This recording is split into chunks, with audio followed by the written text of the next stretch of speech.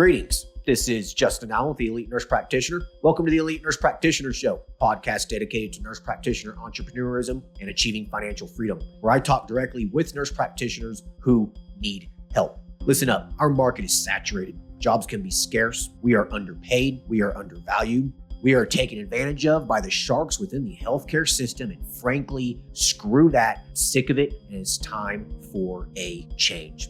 And listen, I'm here to help make that happen. We are powerful. We can forge a path where we are in control of our career and ultimately our financial and personal well-being. You do not need to submit to healthcare administrators and your doctor overlords. You do not have to take a measly salary.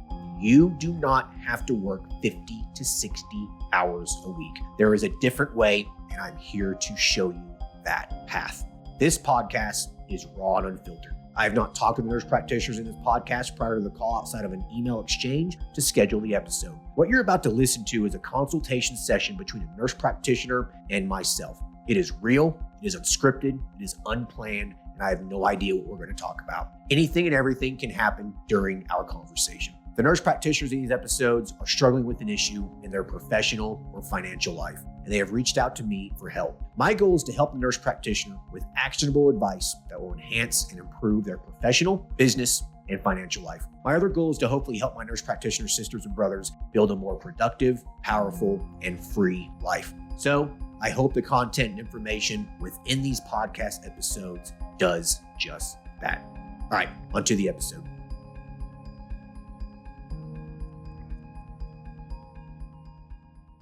Hello, everyone. Today we'll be talking to Seth, who is a family nurse practitioner. Currently, he is working at a primary care practice full time, but it's only 4 days a week. He's wanting to start his own weight loss practice because he is doing it in his job, but would like to venture out on his own. He's needing assistance with organizing his thoughts on the business startup process, how to manage the finances and expenses of the business, and which milestones to understand during the process. Hey, Seth, how are you? Good. And thank you again, Dustin, for getting on to talk about this. Yeah, for sure, man. So tell us a little about yourself. How long you've been a nurse practitioner for, and what sorts of things you've been doing. So I've been a nurse practitioner for the past 3 years. I worked 4 years as a registered nurse on a surgical trauma floor and weight loss floor. And after coming into my degree, I started doing family practice for the last 3 years with the same job. And I've just noticed a big calling for additional help with weight loss. And, it's been becoming a more frustrating thing for me because I feel like patients just don't get the time to talk to me about weight loss in the primary care setting. And I feel like I would be able to reach them better in my own practice setting. So hopefully it's something I would be able to transition to full time from a part-time position. Gotcha. That makes sense. So what sorts of things are you doing at your primary care practice now? Is it just general primary care? Correct. So just general primary care. And then I have added my own spin to, weight loss, which, just the general stuff like QC, Contrave, GLP-1s obviously are the new thing. And then most importantly, is counseling patients about proper nutrition and exercising. So. Okay. So you're doing a lot of weight loss at this practice. Over probably the last 6 months, yes. And it's been primarily through word of mouth that they've realized that, this MP does a lot with weight loss, and he's had a lot of patients that have had success with it. Okay, gotcha. So then I'm assuming that you're getting to the point where you're seeing the opportunity here. You're seeing these patients at this primary care practice, and now you're probably got the wheels spinning in your mind. All right, why don't I open up my own weight loss practice? Is that kind of what's going on?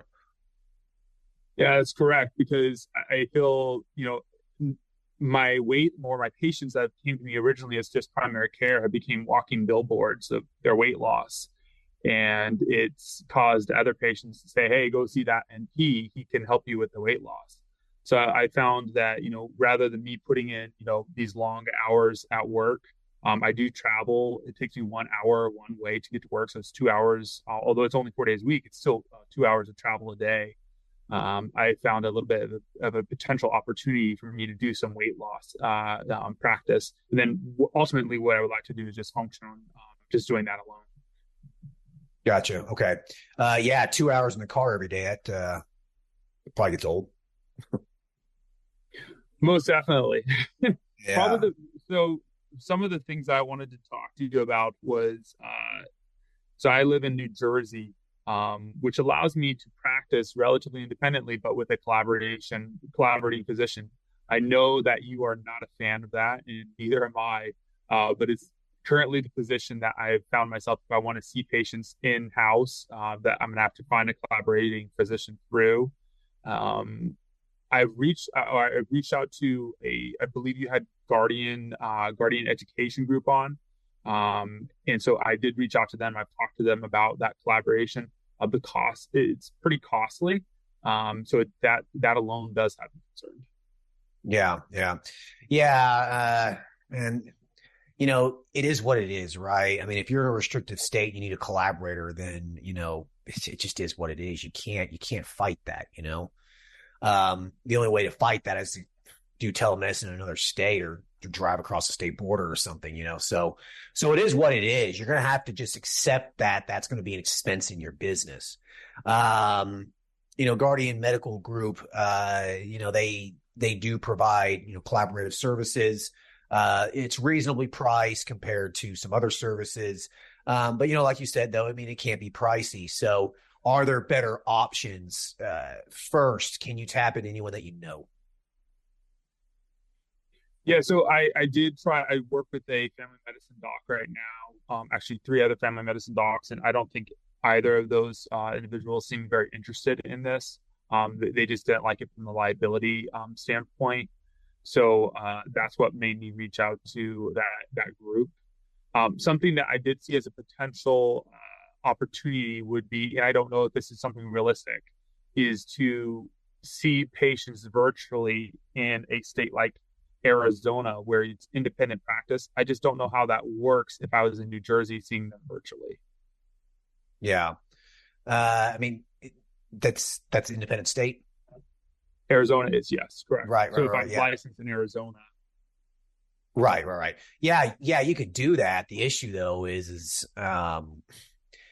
you have to market very heavily for a telemedicine practice like that to succeed in another state.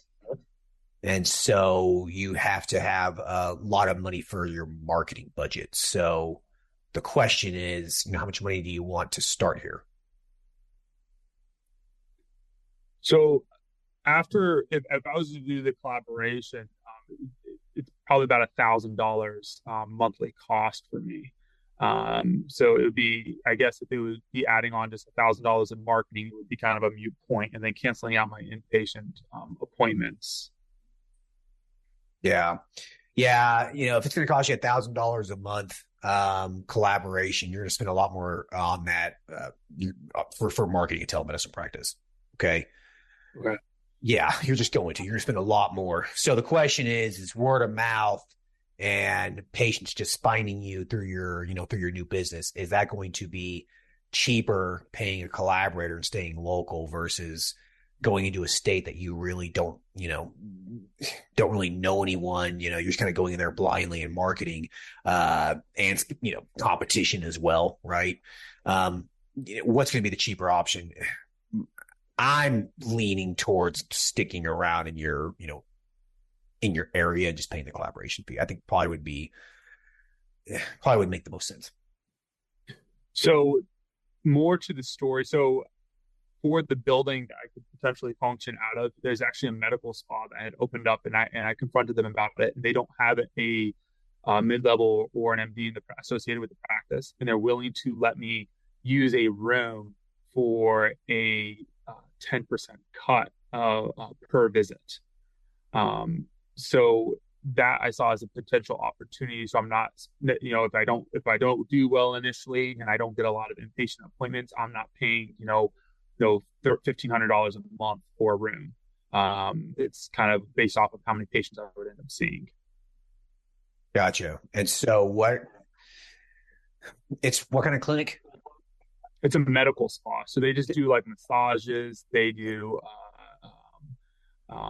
eyebrows, eyelashes, yoga classes.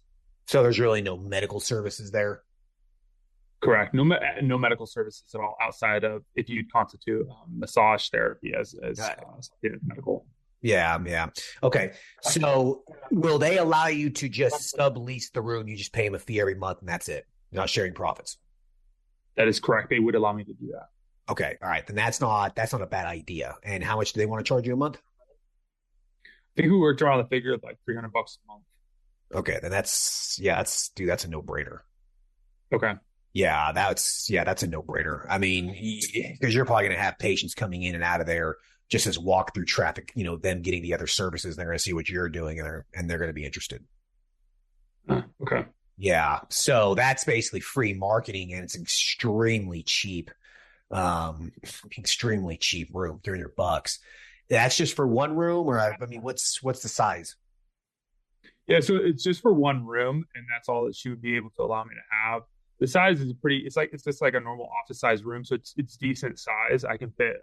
She actually said that she would provide me a massage chair for a patient, rather than me. I know you've talked about, don't go out and spend, that $2,000 on a medical practice chair. Just get, whatever you can, like a massage chair or something, chiropractor chair. So she's willing to provide that for me. Okay, perfect. So would she schedule appointments and stuff for you, or is that going to be strictly on you? So that you just led into my next thing. So the big trouble that I found is I don't know what EMR system I'm going to be using. And I found a EMR system that would allow me to schedule appointments, or patients could schedule appointments, like through our company website. And she would also she has a full-time staff member that would also help to schedule some of that. The problem with that, though, is that EMR system is $500 a month. Yeah, dude, I wouldn't. That's highway robbery. $500 a month for an EMR, that's completely unnecessary. So my question is, I don't know. Not only is it $500 a month, but they're telling me that it takes approximately 2 to 3 months for them to get it up and running for the company. Even a small scale is the one that I'm launching right now. I didn't know, if something like, I don't know, going back to like paper charts would be something that would be a good idea, in figuring out some online scheduling service rather. Yeah, I mean, paper charts, I mean, they still work. I mean, what's preventing you from just using another EMR like Simple Practice or OptiMantra or something that costs, less than $100 a month and you could literally sign up immediately and start using it?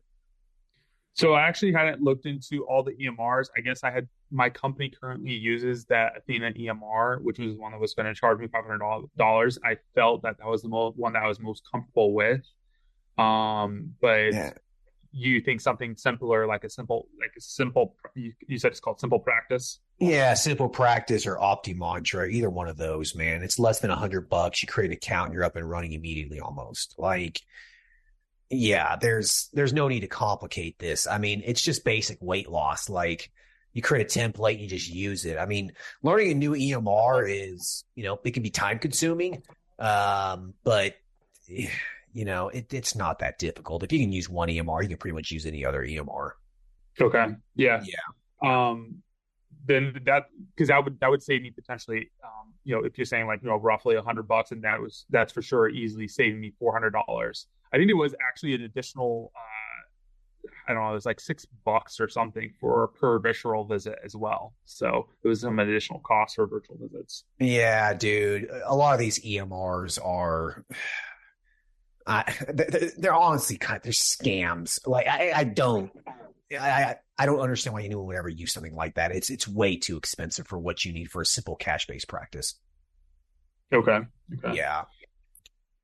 I know that you've mentioned in some of your past podcasts about prescribing DEA regulated medications. Probably the biggest one that I foresee is, obviously phentermine. I've tried to look at the laws and regulations. It seems very gray to me, especially recently with it. If you haven't seen the patient in office. So if you've only seen them for virtual and prescribing them something like, phentermine. Yeah. So the DEA rules are constantly evolving and changing, right? If you've seen them via telemedicine, and you're prescribing them a controlled substance, I believe you have until November 2024 to see them in person one time to meet that requirement. Okay, so currently, so it's something that I'm just gonna have to constantly follow up with then. At some point, yeah. Yeah. Again, this stuff's constantly evolving and changing, So yeah, I mean, you have to see the patient at least one time in person after November 2024 is my understanding with the DEA regulations, but that can change. Oh, that's after November 2024. Okay, so Correct. over a year from now.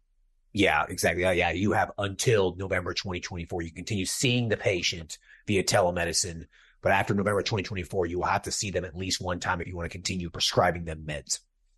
Ah, okay, okay. Yeah, No, that, yeah, yeah.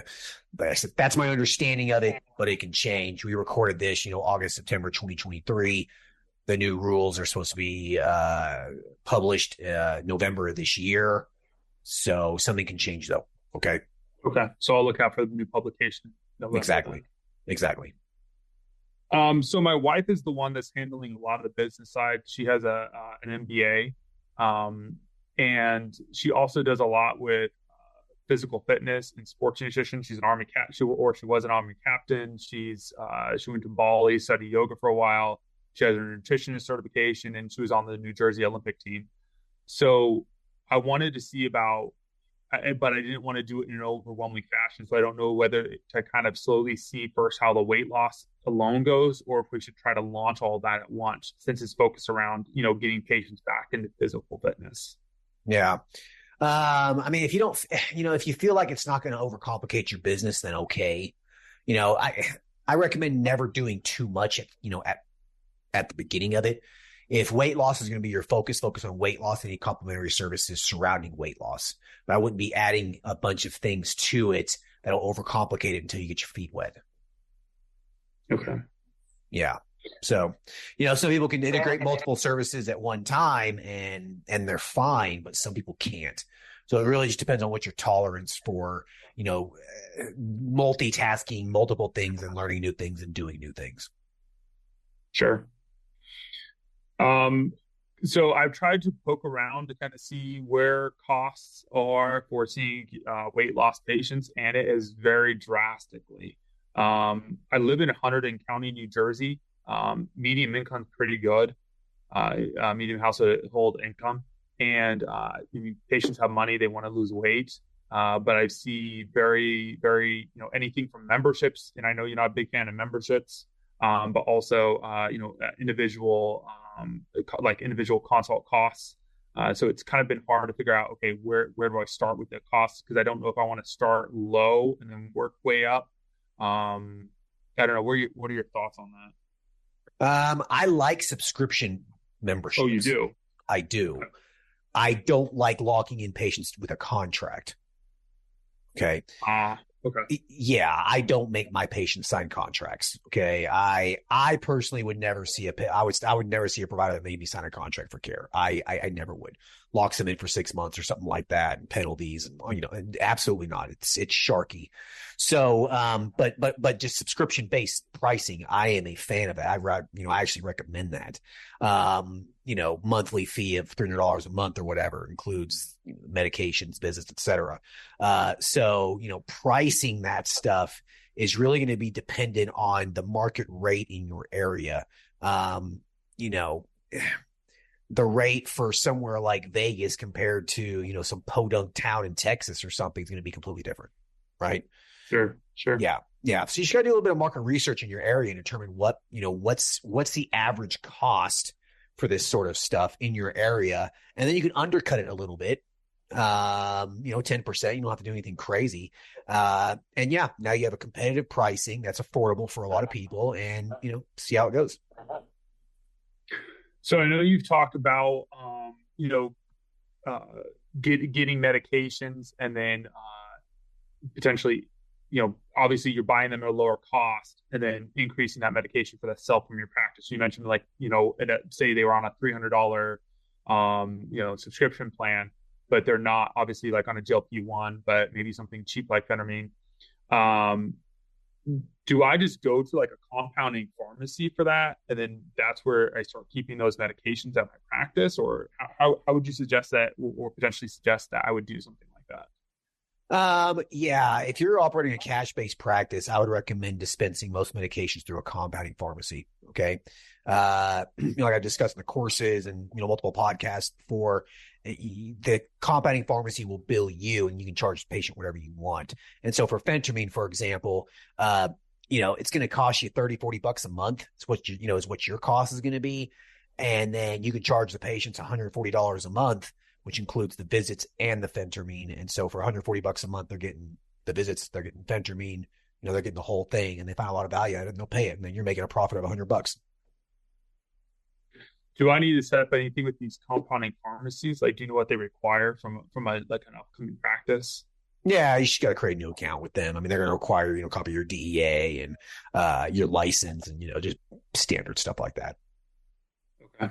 And then for medications like that, do you have any suggestions since this is a medical spa, they keep the doors locked, everything like that. Is there anything that you suggest on like how you keep those medications stored? You're talking about medications you're going to dispense or just administer? Dispense. So like phentermine, which is obviously a controlled substance. And then I was also thinking about doing like B12 injections as well. So there's a difference between dispensing and administering. Okay. So if you're going to just administer B12 shots, you just buy just a vial of B12 and you can just give shots to people. If you're going to be dispensing medication, especially controlled substances, now there's a lot of DEA red tape and whatnot. You can't order a bunch of phentermine from a compounding pharmacy to dispense from patients. You can't do that. You have to order from a pharmaceutical supplier. Okay. You have to buy it in bulk and then dispense it. But then you have to navigate the DEA rules surrounding dispensing a controlled substance. Also your state rules. Some states allow MPs to do it. Some states don't. I don't know if New Jersey allows that or not. I personally do not recommend dispensing controlled substances anymore. It's too much of a headache. It's too much of a liability. It's too much of a risk. You have to keep track of invoices. You have to keep track of who you've dispensed it to. You have to keep it locked. There's a lot of rules surrounding it. And me personally, I don't think it's worthwhile when you can just dispense it from a compounding pharmacy and let them deal with all that.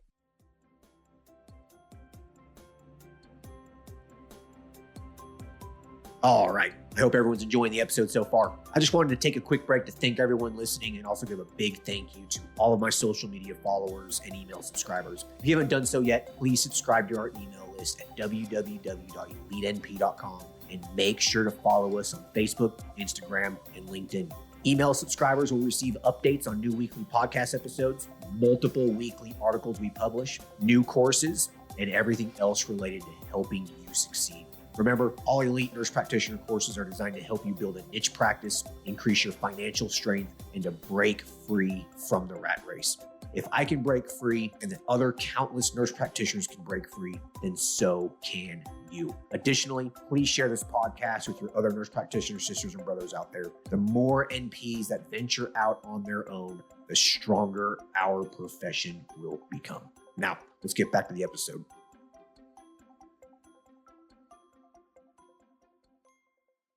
So when you say dispensing from a compounding pharmacy, you mean just like calling in for a script to the compounding pharmacy? Pretty much. Yeah, exactly. And then they dispense it and they send it and they just mail it to the patient. So how is that different from me like calling in the script to CVS? Because CVS is going to charge the patient. They're going to charge you. You can't mark it up. Oh, so I could just call in the script to the compounding pharmacy that I'm going through. The patient will then go pick up that medication from there, but the patient doesn't owe that compounding pharmacy anything. The compounding pharmacy charges you, correct? And then you can charge the patient whatever you want. Yeah, that's how you make money with a cash-based practice. Okay. What about for like something simple like B12 injections? Do you suggest them getting it through them as well? I wouldn't, just because the B12 through a compounding pharmacy, a vial of it's expensive. You can get B12 vials through like a medical supplier like Henry Schein or something much cheaper, or Top RX much cheaper, and you just dispense that from your practice. It's not a controlled substance, so you can just dispense it from your practice, and it's a pretty straightforward thing to do. Or you can just administer it in your office. Okay. Yeah. Yeah, that, But, that was a gray area that I was trying to figure out. Because I didn't want to go anything against rules and regulations. As far as giving injections to this rogue MP is just giving injections to patients. no, you can do that. It's in your scope to give someone an injection. Why isn't it? Yeah, no, most definitely. I didn't know, since it's technically under my own practice, if I needed to follow any regulations. Oh, Um, no, not for something like that. I mean, just standard medical common sense stuff, using sterile technique, etc. yeah. Okay. Yeah. Okay. Yeah. Let me ask you, have you took any of our courses? So you have a weight loss one that I'm actually taking this weekend. Oh, So okay, gotcha. All right. A lot of these questions that you're asking me are pretty basic things, and that you're going to understand this a lot more after you take that course. okay, that's what I figured. I didn't know how specific my questions were. That's why I thought, okay, let me Yeah. see if I can try to talk to Uh, him and try to pick his brain on some of this. yeah, dude, listen, man. I've thought all this. I've had these questions asked to me. Like the course covers it all. Like you're going to walk away with everything that you pretty much need to know to get started. Okay. Okay. So instead of talking about some logistical stuff, let's talk about more about stuff that I'm not going to cover in the course. Like for example, like your finances and stuff. So, how much money are you coming into this business with? Like, how much have you budgeted yourself to start this? So I have 10 grand for startup costs if needed. Okay, that's more than enough. Okay, you will do just fine with that. Like the last podcast that we had, we talked to a guy named Mike, and he started a wellness practice for $5,000, and 2 years later, the guy's making $300,000 a year. Okay, so yeah, so you could do this off $10,000. I doubt you'll spend that, especially if you're going to get a room that's $300 a month. All right. So, you're very secure with this. So your goal then, I'm assuming, is you're going to continue working the 4 days a week at the primary care practice and just going to open this up 1 day a week, the weight loss clinic. I'm going to try to do 2 days a week, 1 day on the weekends and 1 day during the middle of the week, to try to optimize that time that patients can come and see me. And then I wanted to do 1 day of after hours, like after business hours, of virtual visits for patients. Okay. So you probably are going to that's probably overkill. Okay. Just FYI, I would just stick to 1 or 2 days a week at first. All right. It's going to be a little bit slow at first. Okay. The first 3 to 6 months sometimes can be a little bit on the slow side. All right. So, I don't think you'll need to really do some after hours 1 day. I feel like just 1 day a week at first is probably fine. If you want to do a weekend day, that's fine as well. But I suspect that you'll probably be twiddling your thumbs some weeks because maybe you'll schedule all your patients on Wednesday. And even though you might be open Saturday to see patients, you might not have any booked. So like, why sit there and do nothing? You know what I mean? So, yeah. So if I was you, I would try to schedule most patients on that weekday if you can. Have the weekend day for just like in case, or if a patient just cannot see you on the Wednesday. Okay. Yeah. That's how I would do it. I saw patients at my men's health clinic only 1 day a week for a long time, and I still only see patients 1 day a week. Like patients typically will figure out a way to see you. Okay. So just kind of keep that in mind. Now, I'm curious, do you have non-competes or non-solicitation clauses with your current employer? So I actually already went through legal with them, and they made me provide like the drafts of the practice, and then I have to support a separate malpractice insurance as well. So, but that was all approved.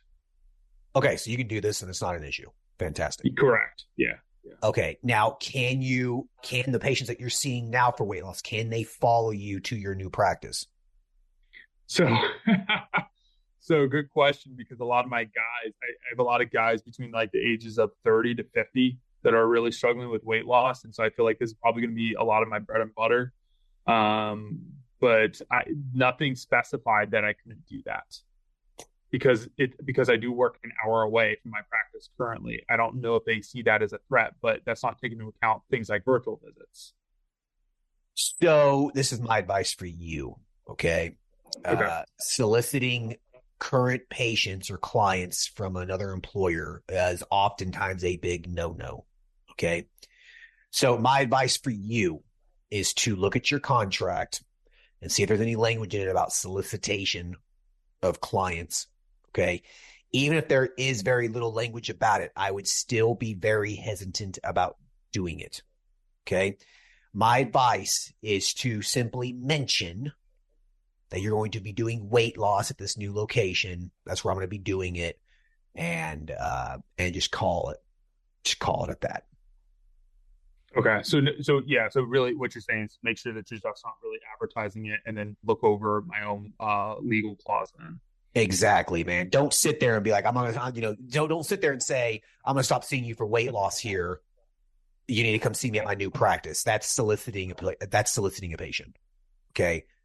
Simply just tell them I've opened up my own weight loss clinic and that's where I'm seeing, a lot of my new patients at. Here's a card. If you'd like to come, great, whatever. But I would just leave it at that though. Don't tell them, that they need to come see you there for continued care. Because that's soliciting a patient and could cause problems potentially.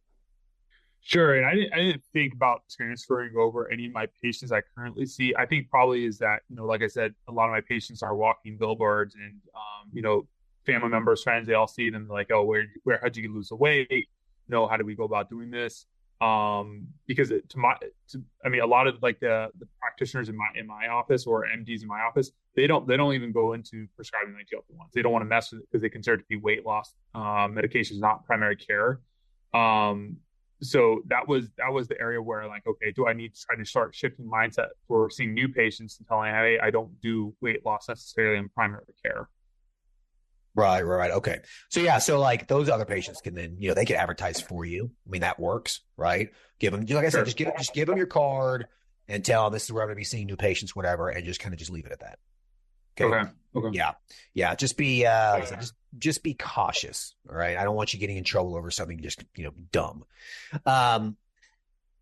Yeah. So, let me ask you, I'm assuming you're billing insurance now for the current patients that you're seeing at this primary care practice for this stuff.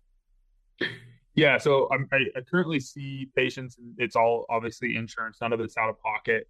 I think from previous stuff with you, it's been saying, hey, do cash, of which is what I'm going to keep doing. I wasn't going to file for any insurance company because I know that there's litigations I have to follow. And I think for weight loss, a lot of it, it's not that it's hard to bill necessarily. It's just, I feel like most patients that want to lose weight are willing to spend that money anyways. Correct me if I'm wrong. Yeah, no, they are. Would you suggest that I try to get insurance? No, I wouldn't. No, hell no. Avoid insurance at all possible costs. I mean, don't go down that rabbit hole. Yeah, I would try to stick to cash. So, just keep in mind that once patients get used to using their insurance, a lot of them won't transfer over to you and start paying you cash. Okay. So even though you can give the word out and that kind of a thing, don't expect a lot of people to just magically come to you, and don't expect a lot of their family members or friends to come to you as well, because a lot of people are probably going to want to use their insurance. When people have insurance, they want to use it. Okay. Yes, they are willing to pay cash for these services. And if you are, one of the few people in your area providing these services, they will, go ahead and pay cash to you. But just keep this in mind. Okay. Yeah, most definitely. Yeah.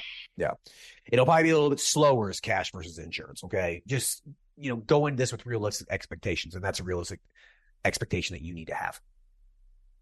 Yeah. So you said like 3 months on average, 3 months, 1 day a week, just kind of see how it ramps up. Exactly. I mean, dude, think about this. Okay. You're putting $300 a month into an office. All right. You're going to spend a couple $1,000 on a really, really good website. Okay. $1,500, $2,000. Okay. Get a good website built.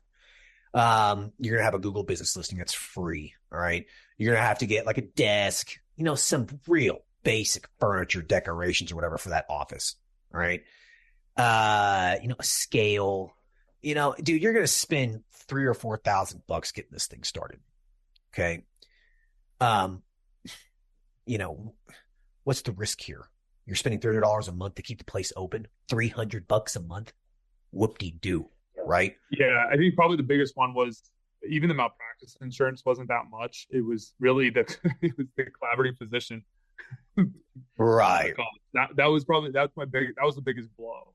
Okay. So I think if you're talking the way you are right now, then maybe I might be negative for the first couple months. Is what I'm thinking. Yeah. Well, I apologize. I completely forgot about the collaborators. So, with the malpractice and everything, you're probably looking at you're closer to $5,000 getting this thing up and running, right? And paying the collaborator $1,000 a month. Sure. So $1,300 a month. Again, in the grand scheme of it, that's really not that much money. And after just a few patients, cash-based, patients, it's paying for itself, right? Everything else is profit. Your expenses here are going to be so low. Like this thing could turn into a real cash cow for you. Yeah, because what I would like to do, actually at one point, is just to leave my practice and just do my own weight loss company. Is what my ultimate goal is. So sure, yeah, absolutely. I mean, that should be everyone's goal, So realistically, man, you're probably a year from that, more than likely. But again, sometimes when a nurse practitioner starts a business, sometimes it takes off really fast and they can quit their job, fairly quickly. Other times it's a little slow. And you transition to part-time, first. And after another year, you can just basically, leave your job. That's how it was for me. It took me a couple of years to kind of eventually just work my way out of an urgent care that I was working at. So just keep that in mind. Would you suggest if I start, once I start getting to a point where I'm booking out these patients and I'm booking in those 1 to 2 days a week, that's kind of the opportunity to say, okay, either back off of work down to a part-time status, try to launch us at full capacity. How do you know the right time to take that dive first? So if you are scheduling out 2 weeks because that 1 day a week you're just booked up, and the second day, the weekend day or whatever you're booked up, 2 weeks, I would say that would probably be the cutoff time where I would like really start thinking about cutting back at your, at your job. Because anything more than 2 weeks, a lot of times patients will just, they'll get ADHD over it. And, they'll just go somewhere else that can get them in sooner. Okay. Sure. Patients will wait 2 weeks, but 3 or 4 weeks, they probably won't. All right. So yeah, that's a good marker. That's kind of a good milestone to be thinking of. Another one's going to be just revenue. Okay. Even though you might be scheduling out 2 weeks, how much money are you actually making though? That's the question. So are you making enough to cover your personal expenses and cover the expenses of the business and put back just a little bit? Okay. If you can get to that number, then yeah, it's probably time that you could say, bye to the primary care practitioner, your current employer. But that's going to be solely up to you and your expenses and whatnot. I mean, if you need $15,000 a month to live off of, it's going to take you a lot longer to get to that point, right? Sure. Yeah. I mean, the problem is that, the company that I'm with doesn't pay bad in primary care. So it's not, anything, it's not like a hospital position or anything. So it's pretty easy. It's just the drive. It's me not feeling like I'm getting the full amount of what I could be making on a daily basis. That's what's kind of drove me to that point. Yeah. Oh, yeah. I mean, you're going to make more money as a business owner. There's absolutely no question about it. You will never make the amount of money that you can make being employed with someone. It's just not going to happen. Okay. So yeah. So your line of thinking here is correct. You've been a nurse practitioner working for 3 years now? Yeah, 3 years. I work in Central Jersey and I make 128. Okay. Not terrible. It could be better. 3 years in, yeah, that was about where I was at when the wheels started really turning for me. I need to start my own business. I'm making these other people a fortune. I'm sick of this. Yeah, I mean, I'll see like 20 patients a day. And I'm sure I'm billing patients, 99214s, left and right, and I'm bringing the money. It's just I feel like probably being underpaid a little bit here. So, sure. And I would like to, construct my own scheduling. We have 4 kids at home too, so that time away from the family hurts a little bit. So I felt like, okay, maybe this is the area where I feel like I'm starting to feel more comfortable and willing to take that deep dive. Yeah. Think about too the expenses of the hour drive, right? There and back. It's 2 hours a day. think about all of those expenses. Think about the lost time. How much is that worth? There's so many factors here for you that even though you're starting, even though if you're making less at your own business, that 2 hours a day that you save, how much money is that worth? It's worth a lot, Yeah. So a lot of considerations, man. Typically you will know when it's time. Like you'll just know. You'll know that, you'll be confident with the amount of money that's coming in the bank account on a daily basis with the business. Your time commitment, like you're gonna know there's gonna be a day where you're gonna be looking at the bank account, looking at how much time you're putting into the business, and you're gonna see the opportunity lost. Okay, because if you're scheduling out 3 weeks or whatever, patients are turning away, you're losing patients because you can't schedule them in time, whatever, that opportunity cost there, how much money are you losing, right? So there's gonna be multiple factors coming in here, and you'll know. You're gonna sit back and be like, okay, it's time for me to leave. I'm losing money turning patients away. We're making more than enough to support our bills, and I'm saving myself 2 hours a day. Like, I have a feeling you're just going to know. I appreciate that. Thank you. Yeah, for sure. So, do you have any other questions? No, that was it. It was just kind of, obviously, that with upcoming weight loss course this weekend, that's going to be helpful for me prior, because we're looking to try to launch this thing by the end of next month. Just finalizing everything with my practice. So you got about 6 weeks. You can easily do it. Okay. Yeah, like I said, probably the biggest thing that was holding me back was the EMR. But if you think, $500 per EMR and all that just not being needed right now, then I'll just look else. I'll look up the one practice that you mentioned. Yeah. It's just, we recommend them in the course too. Okay. So yeah, don't get hung up on an EMR for a cash-based practice. It really doesn't matter. Okay. You can do good old fashioned paper charts if you want to. Yeah.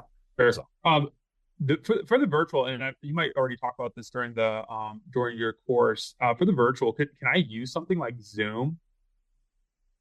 For for the telemedicine visit?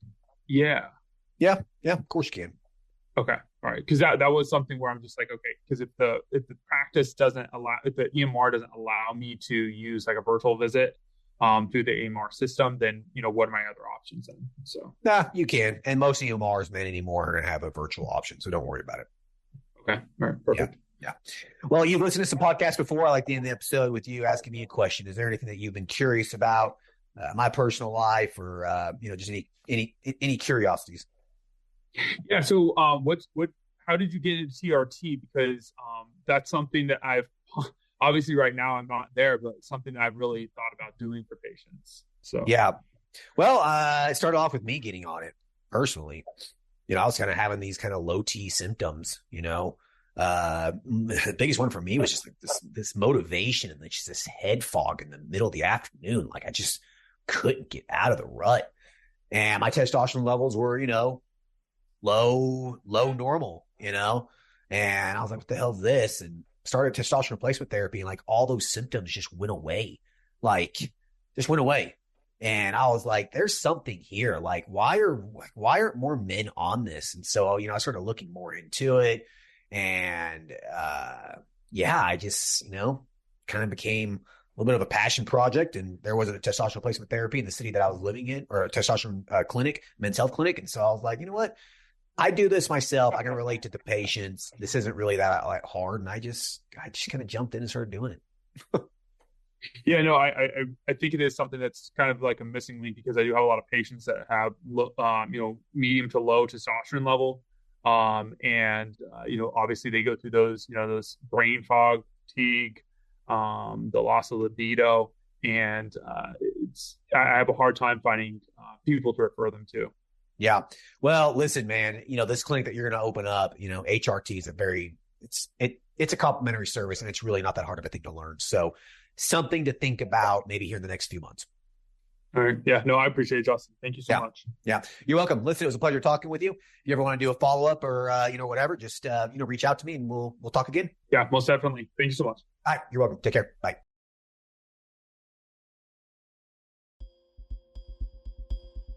Hope everyone enjoyed the episode with Seth. A weight loss clinic startup, right? A small weight loss clinic. This guy found a office, $300 a month. That's a no-brainer, So there's always gonna be opportunity out there for, a small clinic startup. Like there's going to be an opportunity for a cheap place to get started in. You don't need to have a fortune to start up your own practice. I mean, he's going to be able to do it for, probably $5,000. That's absolutely nothing in the grand scheme of starting a business. He's been an NP for 3 years. He's doing primary care. He's doing weight loss there. He knows what he's doing. He sees the money that he's making for his employer. And so I would highly advise for anyone else out there that's in a similar situation, consider opening up your own business. Like your skills that are in your mind, your skill sets are invaluable. Okay. You can use those skills to start your own practice.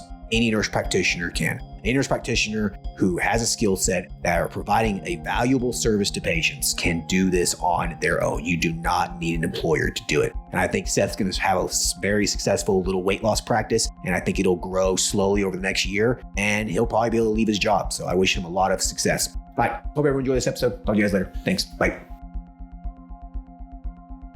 Thank you for listening to the show. Quick legal disclaimer. The content of this podcast is meant for informational and entertainment purposes only and should not be used as legal, financial, medical, regulatory, or practice-specific advice. For information pertaining to your specific legal, financial, medical, or practice-specific needs, please be sure to consult with your lawyer, CPA, medical director, and/or your state's practice laws and the most up-to-date clinical guidelines. As always, do your due diligence when it comes to any information found online and in podcasts. The content in this podcast is copyrighted by Galaxy Medical Southwest 2023 and cannot be duplicated, rebroadcasted, or reproduced without our written permission.